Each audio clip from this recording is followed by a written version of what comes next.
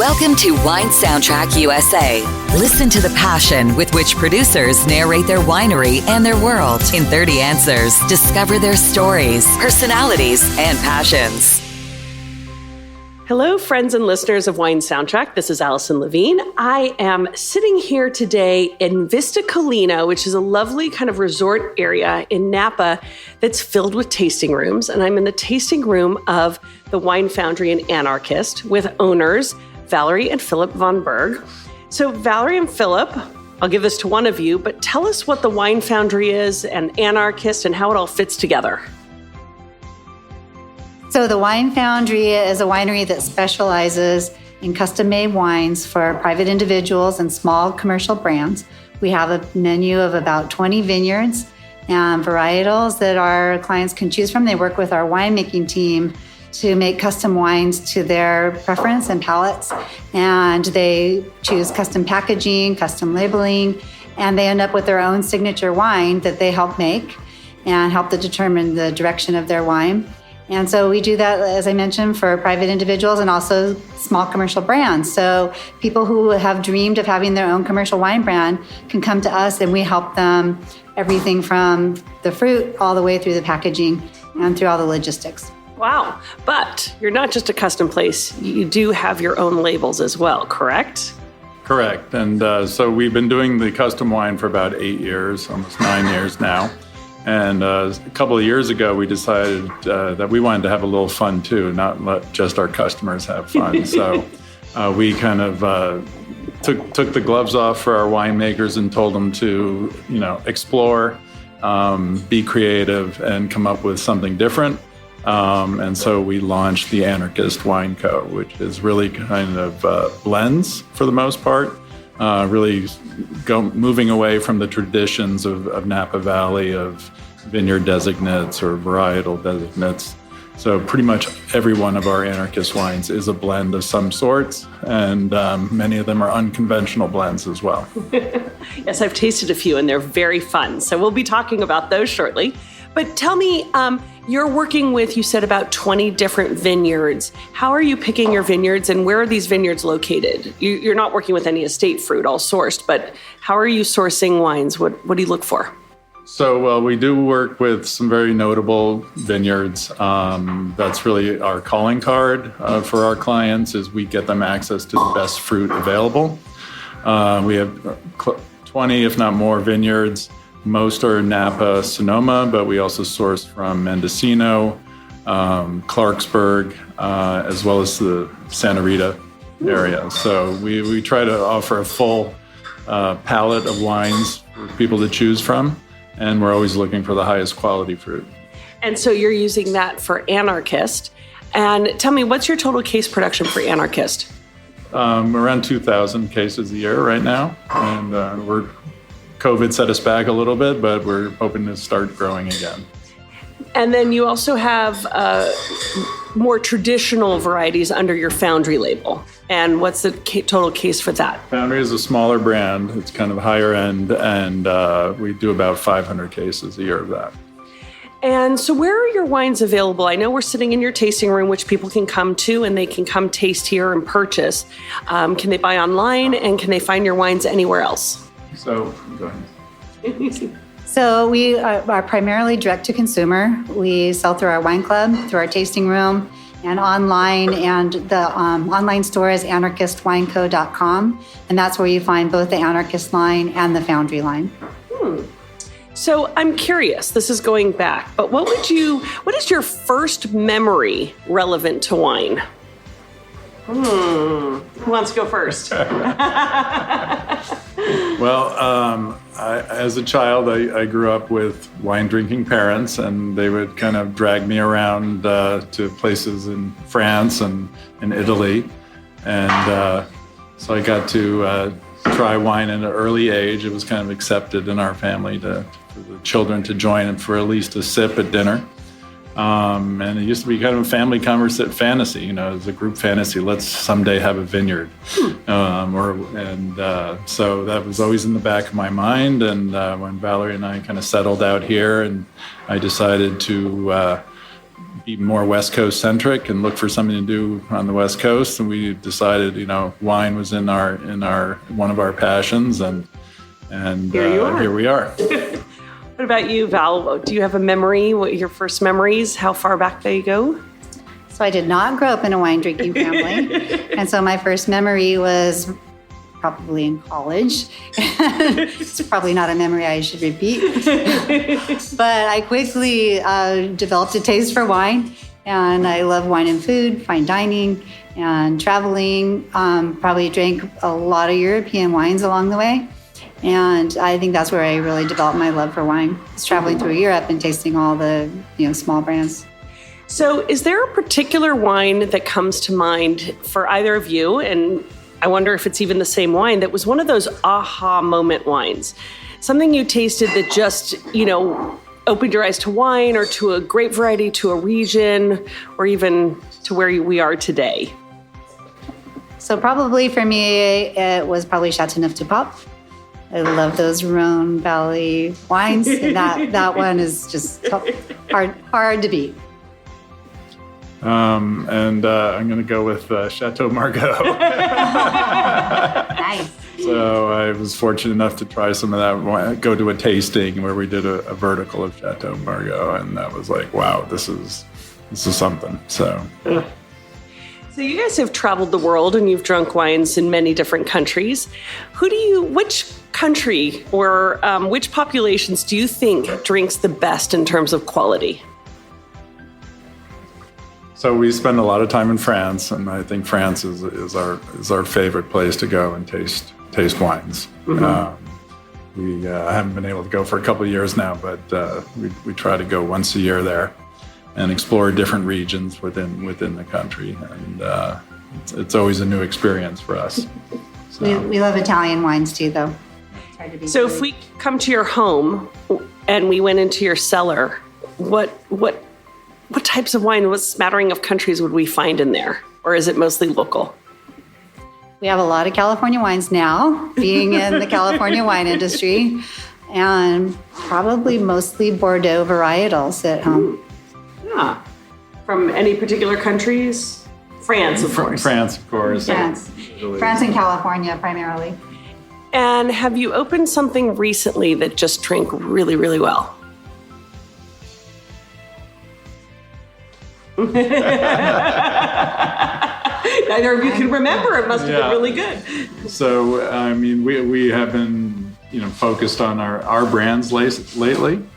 And so I think we're very excited about some of our new wines coming out. And what we're drinking today is the Stagecoach Cab Franc, which is kind of a new grape experience for us. And we're enjoying it very much. So that one drank pretty well. Yeah. I was going to say the same one, the Cab Franc. Or Stagecoach Cab Franc. I'm going to have to take a sip. How exciting that the best one you've drunk recently is the one literally in your glass right now, which is actually how it always is, right? What's the best wine I drank? The next one in my glass. Exactly. So I know that you're not actually, making all of your wines, but you're spending a lot of time drinking a lot of wine. You're running a winery. You're making your own label now. Do you think there's a such thing as a perfect variety? No. I think it depends on where you are, who you're with, what you're eating. I don't think there's a perfect variety. Yeah, I'd agree with that. I mean, everybody always asks us what's our favorite. And it's like, well, which of our children is our favorite? And it's just not a question you can answer. That's right. It just depends what's going on that day and who's behaving and who's drinking well. Absolutely. So. Well, let me ask you, as wine drinkers, red, white, or rosé? Red. Red. Oh, okay. That was easy. Still or sparkling? I'm still. Mostly still, but I do love sparkling. It's okay. You don't have to be on the exact same page. How do you guys, drinking wine and drinking a lot of red, but also liking sparkling wine and liking still wine, how do you approach food and wine pairing? What do you look for? Do you follow rules? Do you say white wine with fish, red wine with meat? Do you look for acidity versus spice or something like that? Or do you just open up wine and who cares what happens? We eat what we like and we drink what we like. And then it's fun to notice what is the interplay between the wine and the food and what's working, what's interesting, what would I like to try next time. So we do not follow rules. We just enjoy and notice. That's right. And I can recall recently we were trying some new food, some exotic food, and we had a wine with it. And we go, we should really try something else with this next time. And I remember when we did, we were quite pleased with the results. So I know that you start as consumers, as most of us do, and now you're making wine. So what's your opinion on wine critics and scores? That's a dangerous question. Very dangerous question. Neither of you want to answer it. I'm holding the microphone. Well, so we do submit for scores, and we've received some very, very good scores. But, and those scores are excellent and reliable. So I think that's the issue for us. It just seems to be an unreliable system. Sometimes you feel like there are unspoken rules or being tossed around to get them. But for us, it's really the experience and what do you want to drink. That's what we really try to tell our clients. We want to make a wine that you like to drink, not what somebody else likes to drink. And what you like to drink might be totally different than what the experts say is a good wine. Yeah. So. Well, speaking of what wanting people to drink what they like to drink, for somebody who's not had the pleasure to try Anarchist wines yet, what do you think they're missing out on? I think they're missing out on an experience of a unique experience of varietals that you normally don't find together. I think the wines are very lively. They're very dynamic. And that's interesting and fun. And you're not going to find the same blend anywhere else. You're probably not going to find the same blend next year at Anarchist Wine Co. So it depends on what nature's offering. And our winemaker has access to an amazing variety of fruit and wines because of our custom winemaking program. And so he takes that palette and shapes it depending on, what nature gives that year. And so every wine is, it's a moment in time. It represents the place that it came from. And so it's a unique experience.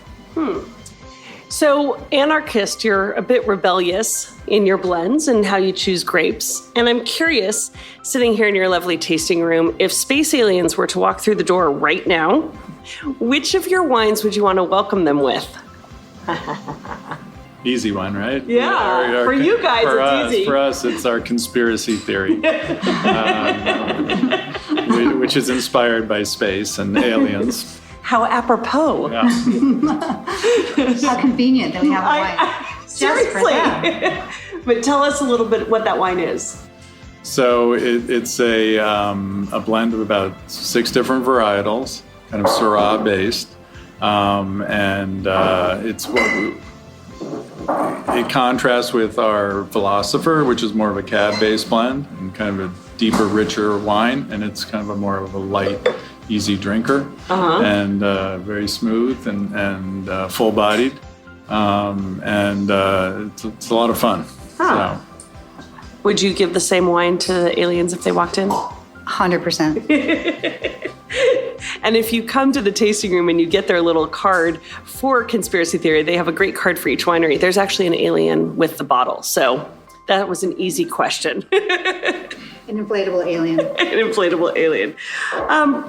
So I know that you're sourcing from a lot of different vineyards, and you've got a winemaker who's spending time in the vineyards with the vines, getting to know them and working with when to pick. And you're also picking custom because of not just your wines, but for all of your clients that are making wine, that you're making wine for. But I'm wondering, your offices are your wine, where you make the wine. You've got your barrels. Have you guys ever been caught walking through the cellar, talking to the barrels, talking to the wine, and sharing your thoughts, especially for the Anarchist wines? So we definitely caught our winemaker talking to the barrel. Yeah, that was kind of the interesting thing about getting into this business, and the idea of like waking up, going to work, and starting drinking at 8:30 in the morning. And we've certainly seen my winemaker with his purple teeth, very early in the day, and I'm very happy that I'm not the winemaker. But they have you working really hard in the winery. I hear you mop and do all sorts of things. I'm more likely to pat the barrels than talk to them. Give them a little love. Yes. So, some people read tea leaves in the bottom of a cup. If you could read the bottom of a red wine glass, what would you want it to reveal to you? The friends that I shared the glass with and the memories of that experience. Interesting. You wish you had thought of that, right? Yeah. You want to take the same answer? I was imagining kind of tea leaves early on in the process, and I was thinking of, could it tell me what that wine was going to be like a couple of years from now? Yeah. So that's another fun part of the learning process, is just learning how wine kind of changes over time. Absolutely. And it's often right after bottling, it's really not ready to be presented to anybody, and will show much better in a couple of years. And trying to figure out when that perfect point in time is kind of fun. The joy of this is that the interpretation of questions is always different. So there you go. So when you were both little, what did you want to be when you grew up?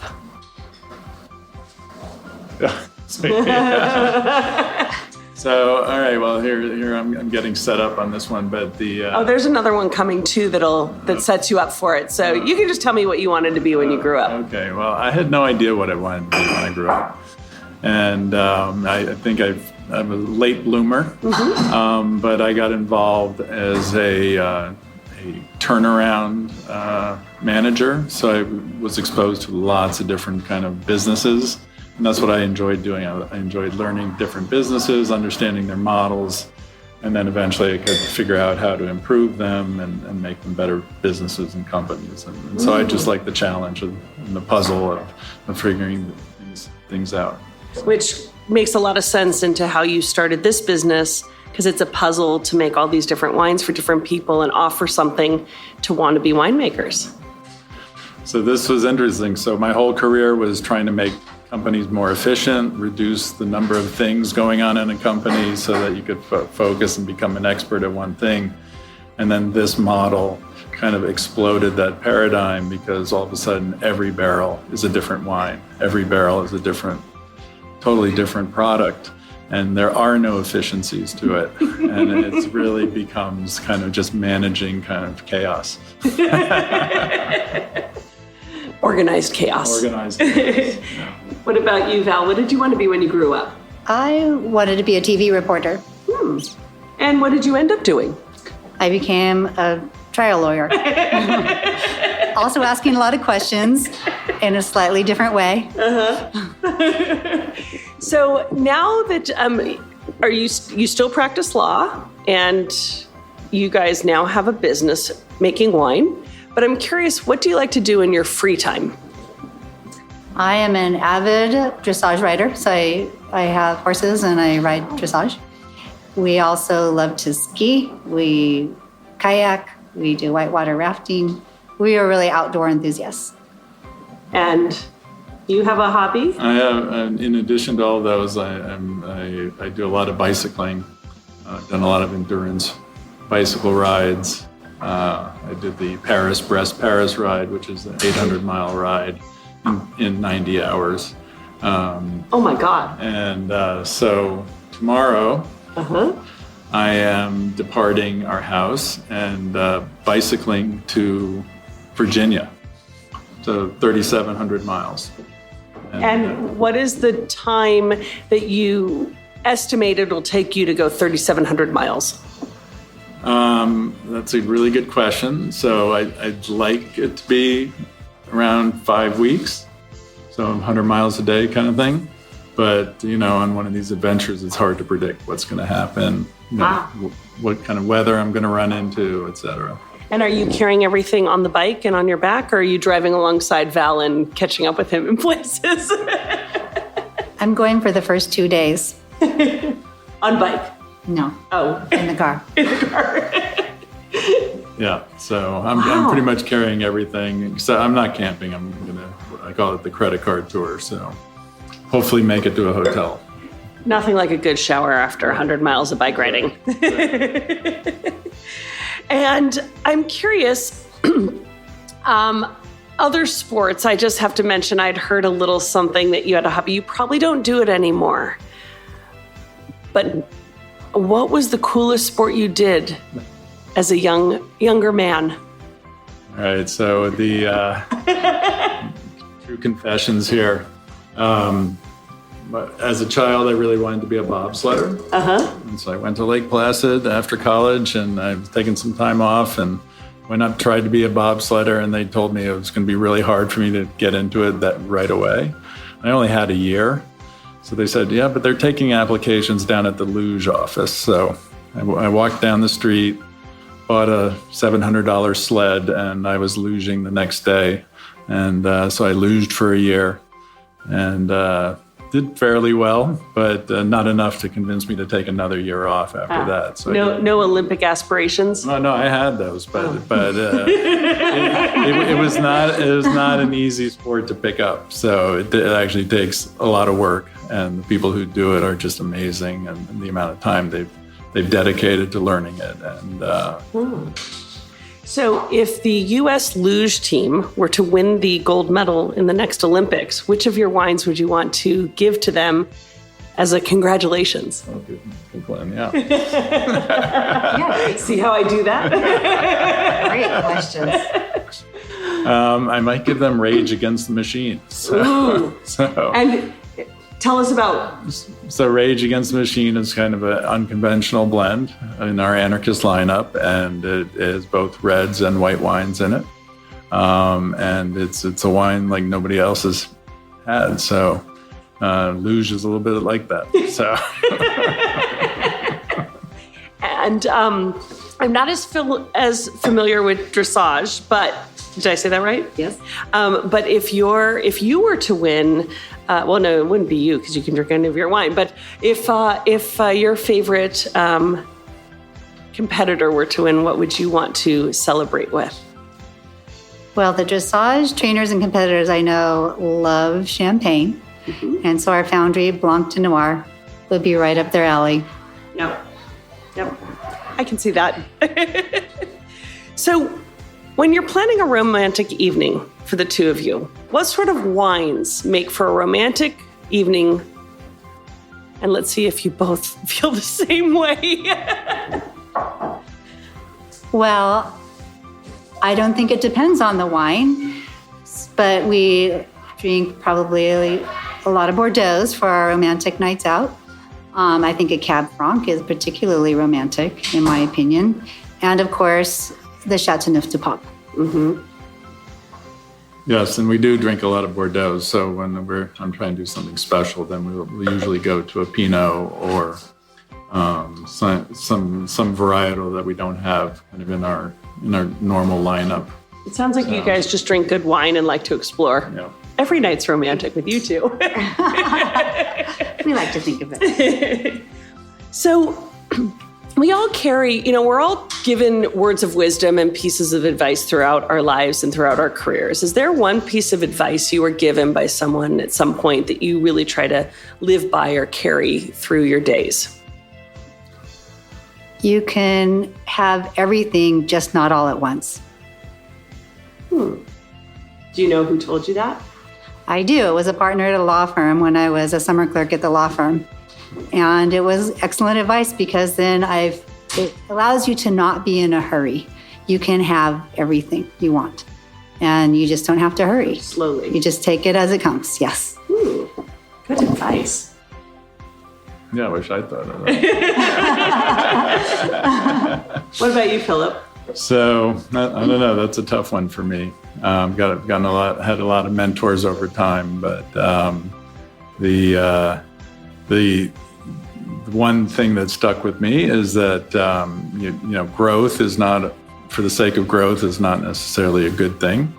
And so that's something we've tried to really do here at the winery. We've always grown, but we're very careful about the ways we grow and try to have controlled growth and do things to the best of our ability and not overextend ourselves. And so that's what we do. Intention.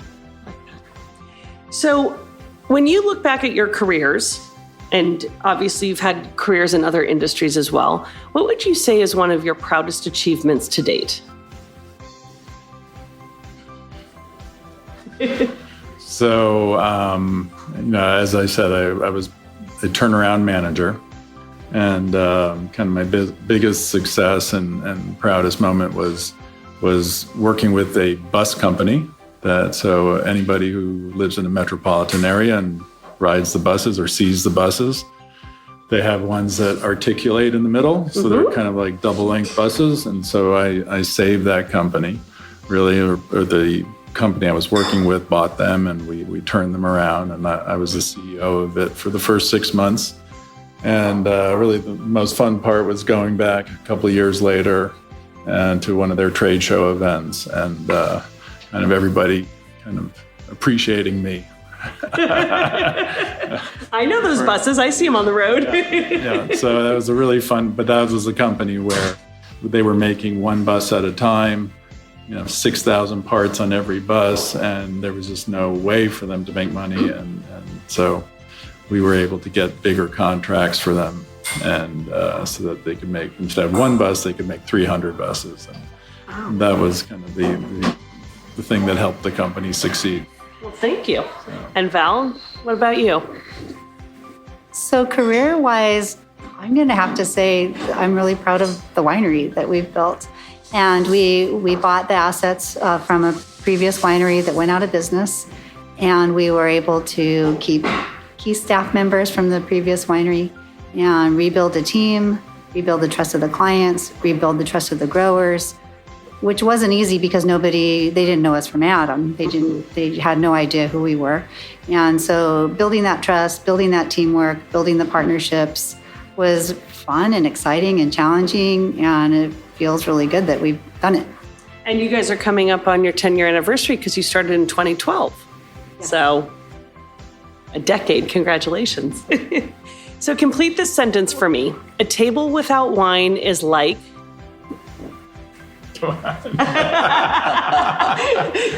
When Val doesn't want to answer, she points to Philp. Hey, I thought this was audio only.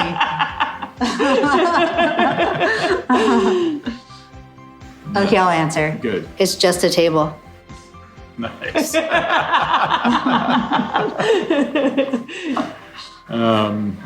don't know how to put that in words, but we definitely appreciate it when there's a good bottle on the table. So it's a bike without wheels. Bike without wheels. Nice. That's good. You should remember that. I just thought off the cuff. So now this is something you're going to have different answers, I'm pretty sure. But imagine a situation, we're sitting here at a table, we're in your tasting room, we've got bottles of your wine sitting on the table, there's an extra seat. Who from any walk of life, living or deceased, would you want to be drinking a bottle of Anarchist with you? Or Foundry, but Anarchist. Albert Einstein. Albert Einstein, huh? Michelangelo. You're one-upping each other here, I get it.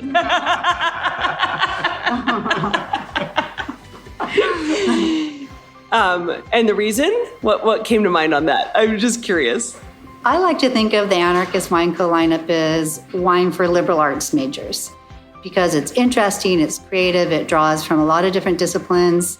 Our label art and our names also draw from a lot of different disciplines. So that's how I like to think of that. And for Michelangelo? So I think of Michelangelo as somebody who was coming up with ideas that were ahead of his time. And so hopefully the Anarchist is ahead of its time and will be celebrated in the future. I love it. Well, in this future, I'm sending you both off to a deserted island. And what 3 wines are you going to take? Which was really 6 wines. 3 each. 3 each. All right. So, which are your 6 wines? Okay, I'll go. I love the 15 Minutes of Fame, which is our sparkling rosé. Oh, and they don't have to be your wines. They can be any wine. Yeah. Okay, It can be your wine. okay. Well, I will still take 15 Minutes of Fame because I love that wine. It's just easy drinking. It's fun. I love it. I would take a Chateauneuf de Pau. Mm-hmm. And for my 3rd wine, I guess I'm going to go back to our wines because I do love our wines. I would probably take our Cab Franc. Okay. So I love kind of a light, crisp Alsatian white wine, a la our Anarchist or plenty of others out there. But our Anarchist is very interesting.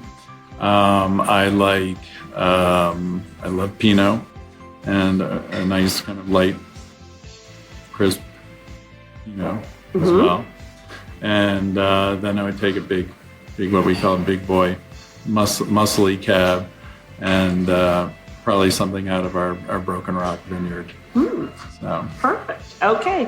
You guys have done really well. So we have one little game we play here at the end where we pair wine with music. And this is about wine creates a sensation in us and music does the same thing, or styles of music. So if we go kind of through the Anarchist wines that each conjure up a very different emotion, I'd love you to kind of pair it. But before we do that, I'm going to start with your Foundry Brut Rosé, right, that we tasted earlier. And what that kind of makes you think of. And you can be very general or very specific. So I was trained as a classical violinist. So the Blanc de Noir, is that what you're talking about? Yes. So I would say that's a Mozart quartet.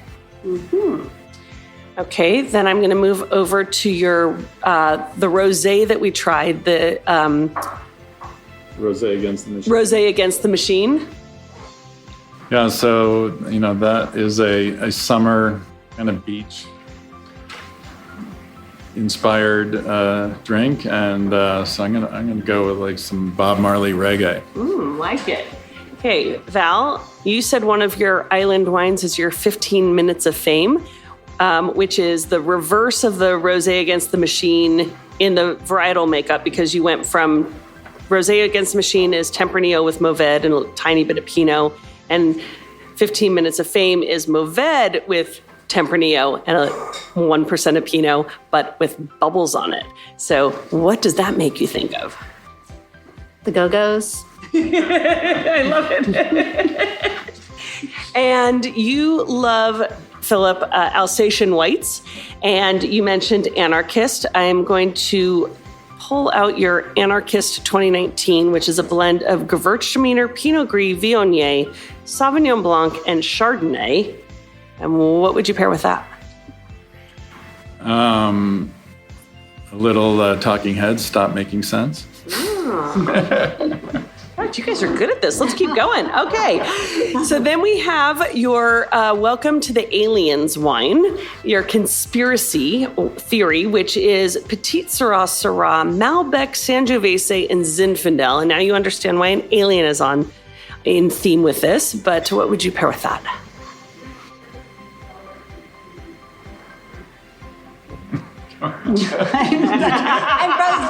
I'm thinking of alien music and I can't think of something very mysterious. Tubular Bells.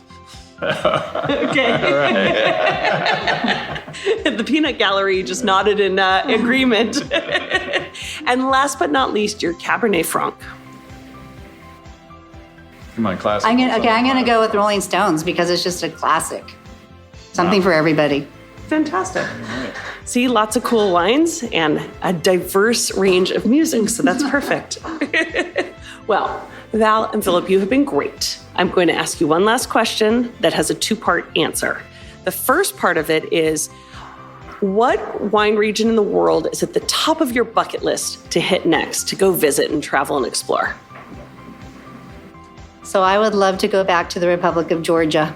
It's a ancient winemaking region, a lot of interesting wines, a lot of traditional winemaking techniques, and I would love to return. I was there probably 25 years ago, And we'd love to go back and see what they've done. Very cool.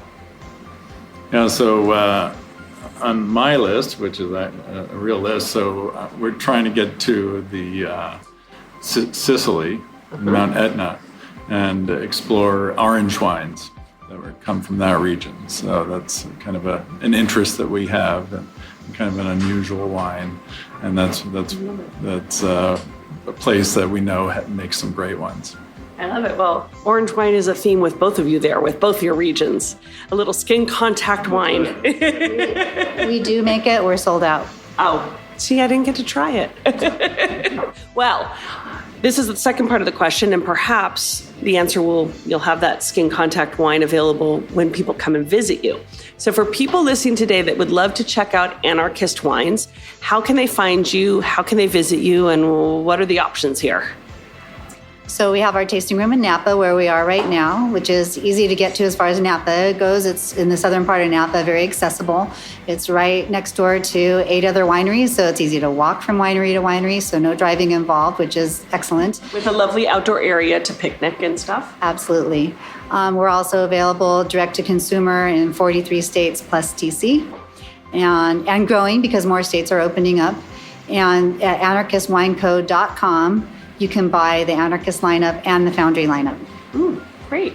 Well, it's definitely worth coming. These are some fantastically interesting, creative, fresh wines. And Val, Philip, thank you so much for joining us on Wine Soundtrack today. All right, Thank you very much. It was very fun. Thank you. Thanks for listening to a new episode of Wine Soundtrack USA. For details and updates, visit our website, winesoundtrack.com.